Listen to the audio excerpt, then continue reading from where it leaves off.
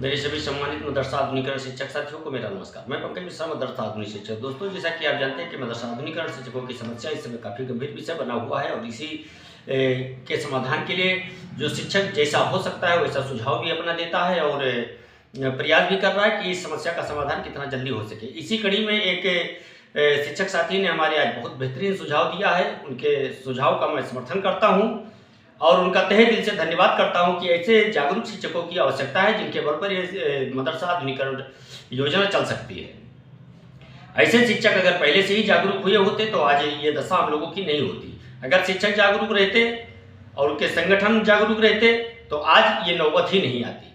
लेकिन देर ही सही, अब धीरे धीरे करके जागरूक हो रहे हैं तो उनकी बातों को सुनना और उनके बातों पर अमल करना और क्या हो रहा है ये सब देखना बहुत जरूरी हो गया है। दोस्तों, हमारे एक मास्टर साहब हैं फारूक भाई, उन्होंने एक सुझाव दिया है, बहुत अच्छा सुझाव है। हालांकि इस पर 2-3 दिन पहले से हमारी बात चल रही है, लेकिन उनका सुझाव आया है, बहुत सराहनीय सुझाव है। उनके सुझाव को मैं बहुत पूर्ण रूप से समर्थन कर रहा हूं।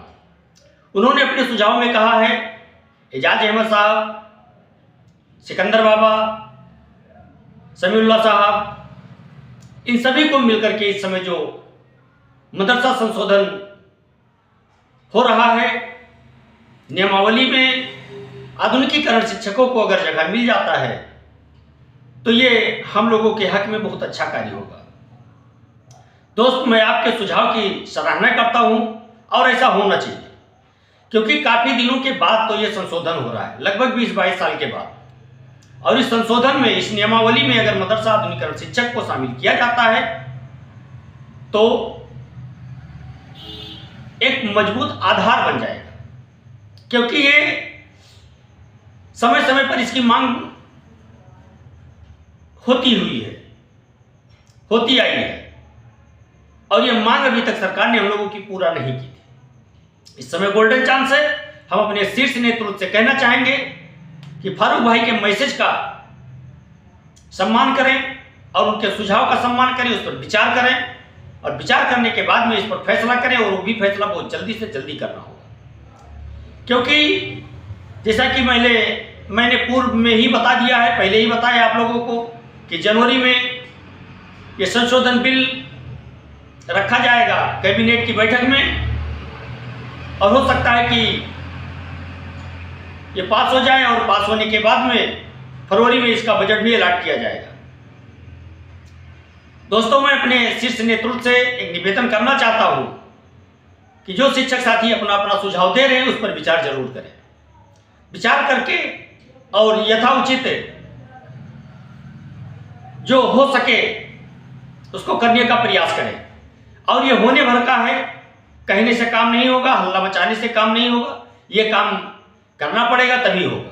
और ये काम आज 4-5 दिन से इस पर हम लोगों की मीटिंग भी चल रही है, फोनी वार्ता भी हो रही है। प्रदेश सलाहकारी सरार अहमद इदरीसी साहब और सिकंदर बाबा और मैं, सुनील सिंह जी, अनंत प्रताप सिंह जी इस पर विचार कर रहे हैं। बात भी हुई है इस टॉपिक पर, जो फारूक भाई ने आज लिखा है इस टॉपिक पे बात भी हुई है और इस पर कार्य किया जा रहा है। दोस्तों, आपको मैं एक अति महत्वपूर्ण सूचना बताना चाहता हूं। यह सूचना कुछ शिक्षकों को निराशा जरूर देगी, लेकिन मैं अपना दायित्व समझता हूं आपको बताने का, और जिनका नहीं हुआ उनका समाधान ढूंढा जाएगा, और जिनका हो गया है वो भी आप ही के कैटेगरी में शामिल हो गए हैं। जो लगभग 4000 मदरसों की फाइल गई थी,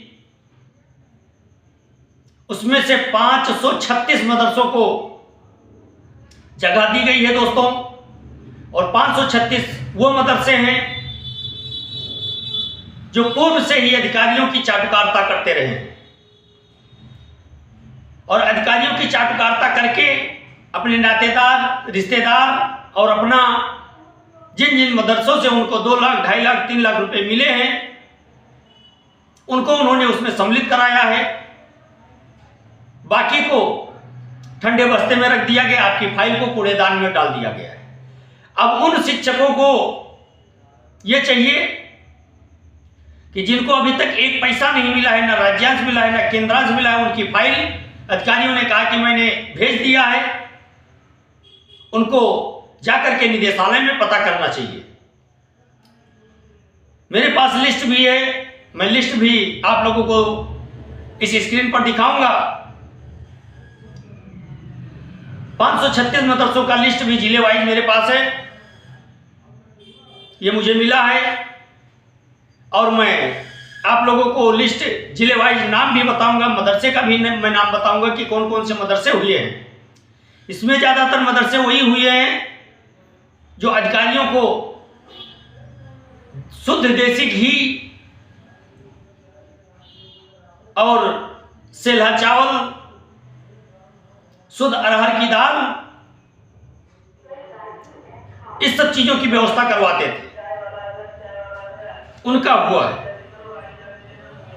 और जो ये चीजें नहीं कर पाए, उनकी फाइल नहीं हो पाई। हालांकि उनका भी पता चलेगा,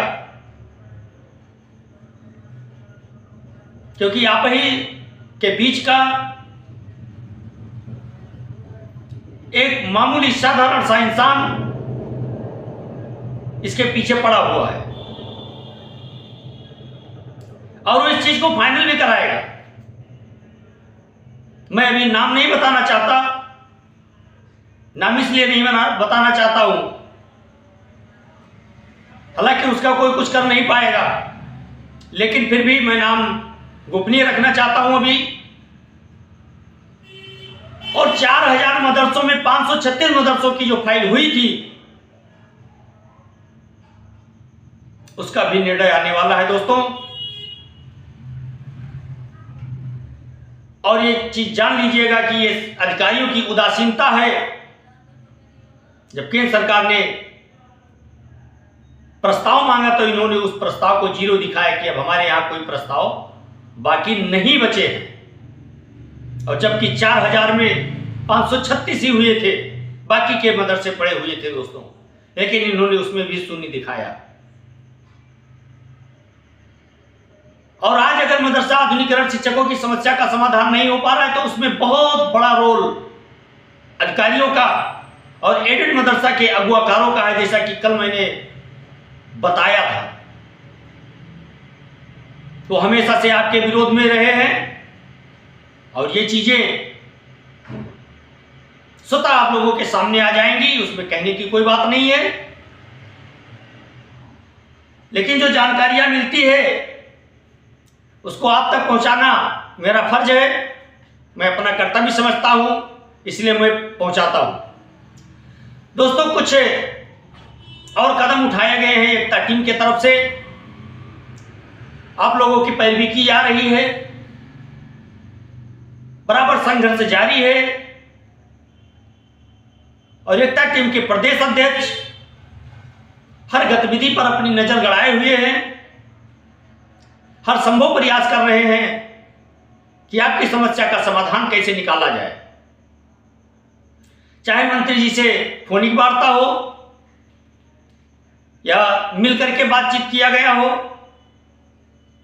या कागजी कार्रवाई हो, हर प्रकार से आपके समस्या के समाधान के लिए वो लगे हुए हैं दोस्तों।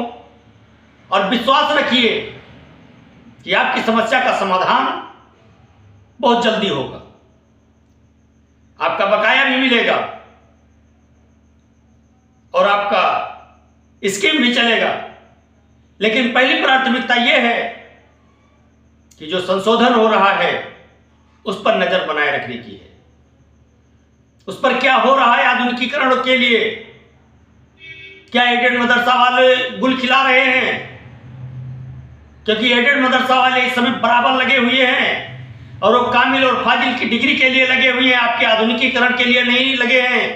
आधुनिकीकरण शिक्षक अगर उन पर भरोसा कर रहा है तो अपने पैरों पे कुल्हाड़ी नहीं मार रहा है, कुल्हाड़ी ही पैर पे मार रहा है। दोस्तों, विचारणीय बात है कि जो विश्वास में लेकर के और हमेशा से हम लोगों के साथ दगा किया है, धोखा किया है, उनका चाल और चरित्र सामने आ रहा है धीरे धीरे करके। कुछ शिक्षक साथियों को उस समय बुरा लगा था जब मैंने ये कहा था कि एडेड मदरसा के सम्मेलन में आप जाने के लिए आपके पास पैसे हैं, आप जा सकते हो, लेकिन जब सिकंदर बाबा इको गार्डन में आपको बुलाएंगे तो आप नहीं जा सकते हो, क्योंकि आप बहाना बनाओगे कि हमारे पास पैसे नहीं है। और वो चीजें दिख रही है दोस्तों, वो सामने दिख रही है और दिखेगी, क्योंकि अभी तक आपके जितने भी अगुआ थे सब ने आपको लूटने का काम किया, घसोटने का काम किया, और आज तक आपके लिए जमीनी लड़ाई किसी ने नहीं लड़ी। दोस्तों, आज आवश्यकता है फिर मदरसा आधुनिकीकरण शिक्षकों को, इन संगठन के पदाधिकारियों की, जो आज फिर नदारत हैं, और जब फिर यह काम हो जाएगा तो फिर आकर के मैदान में कहेंगे कि सरकार बड़ी जालिम है, सरकार हमारी दुश्मन है, सरकार हमारे कौम की का हित नहीं चाह रही है, बड़े बड़े डींगे हाँकेंगे। दोस्तों, ऐसे लोगों से सावधान रहिए। सारी कमी सरकार की नहीं है, सही समय पर हम अपनी आवाज को वहां तक नहीं पहुंचाते हैं जहां हमारी आवश्यकता होती है। इस समय संशोधन हो रहा है, इस समय हमारे कोई भी रहनुमा वहां पर दिखाई नहीं दे रहे हैं, उनको दिखाई देना चाहिए, उनका फीडबैक लेना चाहिए, अपनी पैरवी करनी चाहिए, तो अपने रंग महल में आराम फरमा रहे हैं। दोस्तों, इसलिए पीड़ा होती है मदरसा आधुनिकीकरण शिक्षकों को कि हमारे अगुआ हम लोगों से काफी दूर जा चुके हैं, लेकिन जब कहीं समय मिलता है तो ये कहने में नहीं चूकते हैं, बड़ी जालिम सरकार है, कुछ होने वाला नहीं है। लेकिन मैं कहता हूं कि जालिम सरकार के साथ साथ उससे कहीं बड़ा जालिम तो आप लोग हैं, जो इन आधुनिकीकरण शिक्षकों को अंधेरे में रख करके कार्य किया गया है। और इन आधुनिकीकरण शिक्षकों की समस्या का समाधान जब निकलने वाला है तो आप लोग नदारत हैं, आप इसकी पैरवी नहीं करना चाहते हैं और न इनकी समस्या का समाधान करवाना चाहते हैं। अगर आपको इतनी पीड़ा होती, अगर आपको इतना दुख होता इन मदरसा आधुनिकीकरण शिक्षक साथियों की, तो आप इस समय लखनऊ में मौजूद होते, जहां पर इस समय मदरसा एक्ट में संशोधन हो रहा है। दोस्तों, उस समय उस जगह पर आपको मौजूद होना चाहिए, लेकिन कोई नहीं दिख रहा है। कोई कोर्ट के नाम पर लूटने का प्रयास कर रहा है, कोई किस चीज से लूटने का प्रयास कर रहा है। भांति भांति के लोग हैं, भांति भांति प्रकार के ये लोग जतन कर रहे हैं कि मदरसा आधुनिकीकरण शिक्षकों का शोषण कैसे किया जाए। मैं चैलेंज करता हूं सभी आधुनिकीकरण शिक्षक संगठन के नेताओं को कि अगर आपको पीड़ा है तो चलिए आप लखनऊ और अपनी उपस्थिति दर्ज कराइए। जो इसमें मदरसा संशोधन चल रहा है उसमें अपना हक लीजिए, अपना नाम दर्ज कराइए, तो मैं समझूंगा कि आप मदरसा आधुनिकीकरण शिक्षकों के हितैषी हैं, वरना आप भी केवल पैसा और उनका उत्पीड़न करने के लिए आप भी लगे हुए हैं। जिसको जो कहना है मुझे कहता रहे, मुझे घंटा फर्क नहीं पड़ने वाला है। क्या करोगे? खोने के लिए हमारे पास बचा ही क्या है? नंगा क्या नहाएगा, क्या निचोड़ेगा, क्या सुखाएगा? अब तो कुछ नहीं बचा हम लोगों के पास। क्या करेंगे आप लोग हम लोगों का? हम लोग तो बिल्कुल मरे हुए हैं। मरे हुए को क्या मारोगे? लेकिन अगर आप इनको तनिक सा भी आपके अंदर इनकी पीड़ा है तो दिखाइए अपनी उपस्थिति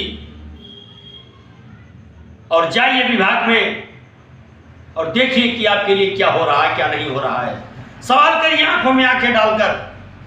कैसे आपकी बात अधिकारी नहीं मानेगा? जब आप कागजी कार्रवाई में कमजोर हो जाएंगे तो फिर आप कर क्या सकते हैं? कुछ नहीं कर पाओगे, कितनी भी पैरवी करो, कितना भी हल्ला मचाओ, कहीं भी बैठे रहो। इसलिए इस समय वो गोल्डन चांस है कि सभी संगठन के लोग हीरो बन सकते हैं। कोई भी संगठन का हो, इस समय हीरो बनने का समय है। और जो हीरो बनना चाहता है वो कराए इनका काम। और अगर इनकी पीड़ा नहीं है तो हटा दीजिए मदरसा आधुनिकीकरण शिक्षक नेता। ये टैग हटा दीजिए, बिल्कुल हटा दीजिए। आप शिक्षक नेता कहलाने के पात्र नहीं होंगे, क्योंकि ये शिक्षक इस समय उपेक्षा का शिकार है, उपेक्षा की ज्वाला में जल रहा है। इसको शीतलता अगर आप नहीं प्रदान कर सकते हैं तो जाइए, ये शिक्षक भी आपको टाटा बाय बाय कर देगा। दोस्तों, मेरी बातों से बहुत सारे लोगों को बुरा लगेगा, लेकिन हमारे शिक्षक साथी का जिसमें हित है मैं वही बात करूंगा। दोस्तों, वीडियो काफी लंबा हो रहा है, आज के लिए मैं यहीं पे माफी चाहूंगा। अगले संदेश का इंतजार करें, तब तक के लिए नमस्कार, जय हिंद, जय भारत, भारत माता की।